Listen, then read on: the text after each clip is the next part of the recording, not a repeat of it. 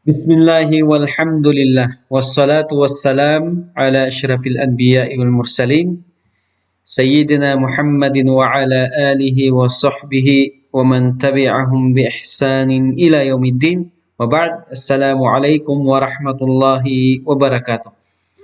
Ang papuri ay tayong kay Allah subhanahu wa ta'ala lamang na Panginoon at Diyos ng sanlibutan. Naway ang habag at pagpapala ng Allah subhanahu wa ta'ala ay mapasa ating mahal na propeta na si Muhammad sallallahu alaihi wasallam, ganun din sa kanyang mga kasamahan at sa kanyang mga pamilya, at sa lahat ng mga taong tumahak ng kanyang landas hanggang sa huling araw. Ngayon po mga kapatid, sa ating pong pagpapatuloy ng ating pag-aaral sa wikang Arabic, ay atin pa rin pong kinukuha ang mga aqsamul ism, mga uri ng aqsamul ism na tinatawag o mga uri ng pangalan, na kung saan kinukuha po natin yung mga uri nito base sa iba't ibang mga katangian at kinalalagyan dito sa pangungusap ng sa mga pangungusap ng wikang Arabic. Ngayon po mga kapatid, ang uri na ating kukunin naman ngayon ay base ito sa uri nito na pantukoy kung ito ba ay panlalaki o pambabae. Kaya nga sabi dito, yan qasimul ism min haythu, okay, at tadkir wa ta'nith. So nahati o nagkakaroon ng sabi natin ng uri, okay? Ang mga uri ng pangalan base sa pantukoy kung panlalaki ba ito o pambabae. Siyempre po, mayroon tayong tinatawag na dalawang uri nito, panlalaki at saka pambabae. So, mudhakkar, ibig sabihin, panlalaki, okay? Wa huwa ma dalla ala dhakar. Okay? At ang tinutukoy dito kapag panlalaki na sinabi natin ay ito ay tumutukoy sa pangalang panlalaki. Katulad ng Muhammad. So, ang Muhammad ay pangalan po ito ng lalaki. At ganoon din po yung rajul na pantawag natin sa isang lalaki. Okay? Sa isang lalaki ay ito rin ay nangangahulugan na ito ay panlalaki. Aw ma fi hukmihi. O kaya naman, sabi natin, aw ma fi hukmihi. O kaya naman, ito yung alinsunod ito sa batas niya na siya ay tinatawag o binabanggit bilang panlalaki. Katulad ng kitab at saka hawa. Ang kitab ay libro. So, ito ay kapag ginagamit natin ang salitang ito, ay tinutukoy natin ito na panlalaki siya. Ganon din yung hawa, hangin, panlalaki din siya. Okay? Panlalaki din siya. Ngayon, yung pangalawang uri naman niya ay yung muannath o pambabae, ma dalla ala unsa hakikatan. So, ang ibig sabihin ng pambabae ay kapag ito ay tumutukoy sa pangalan ng pambabae. Okay? Tunay na pangalan ng babae. Katulad ng Fatima. So, yung Fatima ay, ito po ay pangalan na pambabae. Ganon din yung Imra'a na pantukoy ito sa babae. Ibig sabihin ng Imra'a ay babae. Okay? So, ito rin ay tumutukoy sa pangalan ng pambabae. Tunay na pangalan ng pambabae. Aw ma fi ma'naha. O kaya naman, ang mga salitang ito ay napapaloob talaga sa pangalan ng pambabae katulad ng Shams, okay? Araw. So ito man Shams, araw, ito ay pangalan na pambabae. Ganon din yung Saada na nangangahulugan ng kasiyahan, ito rin ay pangalan ng pambabae. So ngayon, yun po mga kapatid yung pangkabuuan ng paksa po natin ngayon na ang pangalan ay nahati ito batay sa pantukoy kung pambabae ito o kaya panlalaki sa dalawang uri. Panlalaki at saka pambabae. Okay? So, meron po tayong dagdag na nilagay dito na mga halimbawa. Okay? So, at-taqsim min haythu at-tadkir wa at-ta'nith. Okay? Yung pagbibigay ng uri nito base sa pantukoy kung panlalaki ito o kaya pambabae. Okay, number 1, madalla ala dhakar. Ito yung sinabi natin kanina na ang mudhakkar, ito po yung mudhakkar, itong unang uri, okay? Madalla ala dhakar, okay? Na kung saan tumutukoy ito sa pangalan ng panlalaki. At ito po yung asal na tinatawag. Ito po yung origin. Okay? Ito po yung pinaka-origin. Yung pangalan na tinutukoy dito ay panlalaki. Okay? So, yung halimbawa niya kanina, Muhammad at saka Rajul, at yung dinagdag natin ay Talib. Okay, ibig sabihin ng Talib ay isang estudyante. So, lahat po nito ay pangalan ng panlalaki. Okay? Aw ma fi hukmihi. O kaya naman yung nasa tinatawag nating batas nito, na ito talagang mga salita na ito ay binibigkas o binabanggit na ito ay panlalaki. Katulad ng kitab, hawa, at saka kursi. Ang ibig sabihin ng kursi ay upuan. So ito pong mga ito, kapag tinutukoy natin, halimbawa, sabi natin ito ay libro, hadha kitabon, yung hadha, panlalaki siya. Okay, ganun din yung hawa, ganun din yung kursi. Kung halimbawa, sinabi natin na ito ay kursi, ito ay upuan, binabanggit natin ito na hadha. Tinutukoy natin ito na panlalaki. Okay? Hadha kursiyun. So, ito ay isang upuan. So, tinutukoy natin ito na panlalaki. Okay? Ito po yung mga panlalaki. Ngayon, ito po yung mudhakkar na tinatawag. Number 1. Number 2, madalla ala unsa hakikatan. Okay? Ito ay tumutukoy sa pangalan ng, tunay na pangalan ng pambabae katulad ng Fatima. Yan yung halimbawa niya. Fatima, pambabae yan. Imra'a, pambabae din to. Talibatun, pambabae rin. Okay? So, lahat po yan ay tumutukoy sa pangalan ng pambabae. Okay? So, makikita natin ito na tunay na makikita talaga natin kahit sa salita na kung saan ito ay tumutukoy talaga sa pambabae kasi nga meron tayong sinyalis nito. Ito yung ta marbuta sa hulian. Inshallah makukuha din natin yung mga tinatawag nating alamatut ta'nis. Okay? So pagkatapos nito makukuha natin yon mismo. O ano ba yung mga sinyalis ng pagiging babae ng isang salita. Okay? Pagiging babae ng isang salita. Yan po yung Fatima, Imra'a, Taliba na nangangahulugan ito na ito ay mga pantukoy sa mga pambabae. Aw ma fi ma'naha. Okay? Aw ma fi ma'naha. O kaya naman yung nasa kahulugan niya ay pambabae talaga siya. Okay? Ito rin yung tinatawag nating al-majazi. Okay? Al-majazi. Ibig sabihin ng al-majazi ay kabaliktaran ito ng tinatawag nating hakika. Okay? Ibig sabihin yung majazi, hindi siya direkta na pantukoy talaga na babae siya, pero dahil sa kahulugan nito, yung majazi na tinatawag ito ay pambabae talaga. Okay? So, yan po ang halimbawa niya, yung Shams. Okay? Araw. Ang ibig sabihin ng Shams ay araw.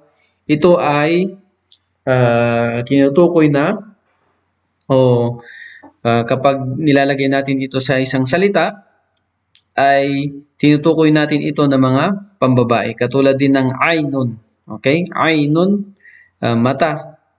Okay? Mata. So, ito rin ay babae. Okay? Gayon din po yung dar. Okay? Yung dar, ang ibig sabihin ng dar ay masasabi natin na ito ay pangalan din ng bahay, okay? Pero kapag binabanggit natin ito, dar, ang ginagamit nating pantukoy dito ay pambabae. Okay? Kaya nga mababawasan natin ito kahit sa banal na Quran, tilkad dar. Okay? So, ibig sabihin, tinukoy ito yung ad-dar na pambabae siya. Ganon din yung Shams, ganon din yung Ain. Okay, ito yung tinatawag na majazi. Hindi man ito totally na ah, tunay na pangalan siya ng pambabae, pero dahil sa kahulugan niya, ito ay matatawag na pambabae. Okay? Shams, Ain, at saka Dar. Dito, mga kapatid, tungkol dito sa fi ma'anaha, itong majazi na tinatawag, ay paano natin malalaman? Okay? Paano natin malalaman na ito ay tinatawag natin pambabae? So, malalaman natin po ito sa pamamagitan ng pag-aaral po natin. Okay?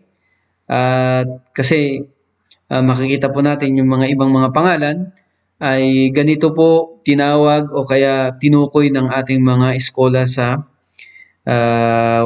wikang Arabic. Okay? So, ganito po nila ito tinutukoy. Okay? So, ibig sabihin, nalalaman nila na ito ay pambabae, ganun din na ito ay panlalaki. Okay? Na ito ay pambabae, kaya naman na ito ay panlalaki. So, nalalaman po ito sa pagbabasa natin ng mga wikang Arabic at ganun din base sa sa pagtuturo ng ating mga scholar sa wikang Arabic. Okay? So, ganun po talaga. Kailangan po talaga ito ng pagbabasa at malalaman ninyo na ito ay tinatawag na pambabae, ganun din na ito ay tinatawag na o tinutukoy na panlalaki. Okay? So, dito pangkalahatan mga kapatid, ang pinaka-origin dito, yung asal na tinatawag, ay yung pangalan ng lalaki. Okay? Pangalan ng lalaki. So, madali lang po matukoy yung pangalan ng lalaki. Okay? So, ang pangkalahatan kasi kapag tinawag itong panlalaki, ay wala po tayong makikitang tinatawag nating ta'al marbuta sa pinakahuli niya. Yung ta'al marbuta na tinatawag natin, yung ta na bilog na nasa hulihan. Okay? Pero ganun pa man, hindi yon basihan ng pangkalahatan. Kasi nga may mga ta marbuta pa rin na nilalagay sa hulihan kapag ang tinatawag dito ay yung panlalaki. So may mga panlalaki na sa hulihan niya ay ta marbuta. Pero pangkalahatan mga kapatid, ito yung pinaka-asol, pinaka-origin niya na kapag yung salita wala kang nakitang ta marbuta, ibig sabihin nito ay panlalaki. Okay? Panlalaki siya. Pero hindi po pangkalahatan, sabi natin. Okay? Dahil nga may mga salita sa wikang Arabic na ito ay may ta marbuta sa huli, pero siya pa rin ay tinatawag na panlalaki. Yung halimbawa nito ay Usama. Okay? Usama ay makikita ninyo na ito ay pangalan, mayroon siyang ta marbuta sa huli, pero ito ay tinatawag na, ito ay tinutukoy na panlalaki, hindi po pambabae. Katulad ng Abu Huraira. Okay? Abu Huraira. So, yung Huraira sa pinakahuli, ito ay may ta marbuta pero tinutukoy pa rin ito na panlalaki na salita. Okay? Panlalaki na salita. Ngayon po mga kapatid, ito po yung asal. Tinatawag natin yung pinaka-origin ng taksim na ito o yung pagbibigay ng uri na ito na kinukuha po natin yung panlalaki unang-una. Tapos, yung pambabae, okay, yung pambabae ay mas makukuha din po natin ito dahil nga base din sa kanyang mga katangian. So mayroon pong itong mga alamat na tinatawag o yung mga sinyalis na matutukoy po natin ito kung babae ba ito, okay?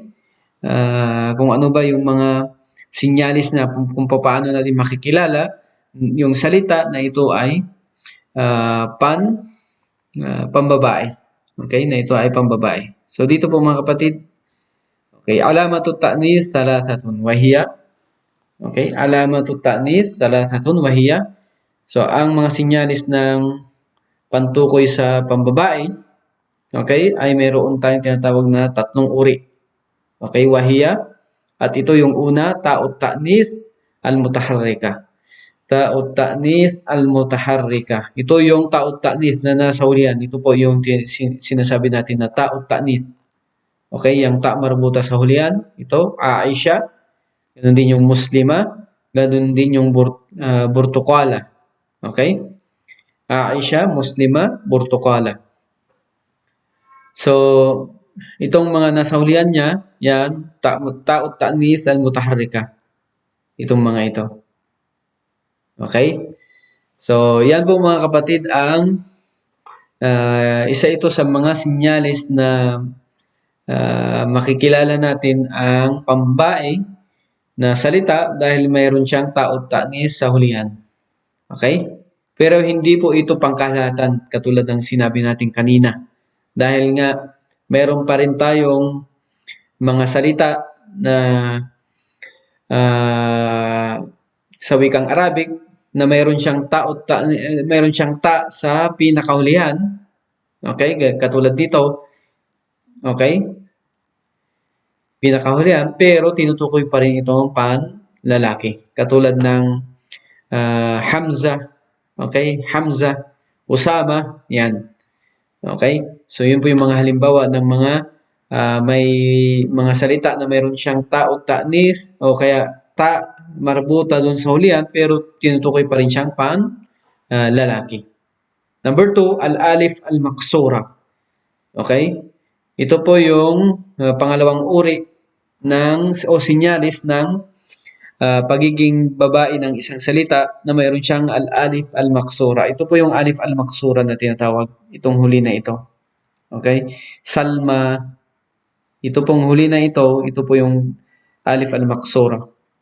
So, yung Salma ay pambabae itong pangalan na ito. Ganon din yung Bushra, pambabae rin ito. So, ito po yung alif al-maksura.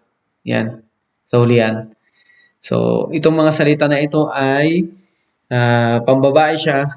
Ano yung sinyalis? Yung alif al-maksura sa hulihan. Okay? Yan po. Number 3, al-alif al-mamduda. So, ito po yung pangatlong sinyalis ng pagiging babae ng isang salita na kung saan siya ay may alif al-mamduda. Ang alif al-mamduda, ito po, yung alif al-mamduda, alif na mahaba, ganun. Al-mamduda, ibig sabihin, nakatayo. Okay? Haifa, okay? Haifa, yan. Haifa, Hamra, Baida, yan.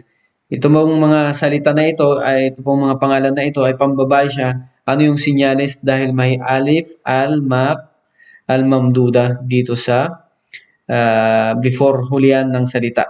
Okay? Before hulihan ng salita. So, Haifa, Hamra, Baida, yan, mga pangalan po yan namang pambabae. So, yung sinyalis niya, yung alif al-mamduda. Okay? So, pangkalahatan po ay nakuha po natin yung uri ng ism. Okay? Base sa pantukoy kung babae ba ito o panlalaki. Ngayon po mga kapatid, mayroon tayong tadrib na maikling pagsusulit lang. Okay? So, dito nilagay po natin at tadrib, maikling pagsusulit. Okay? So, Zainab at saka Hamza, itong dalawang salita na ito mga kapatid, saan po ito napapabilang? Sa pambabae ba o panlalaki?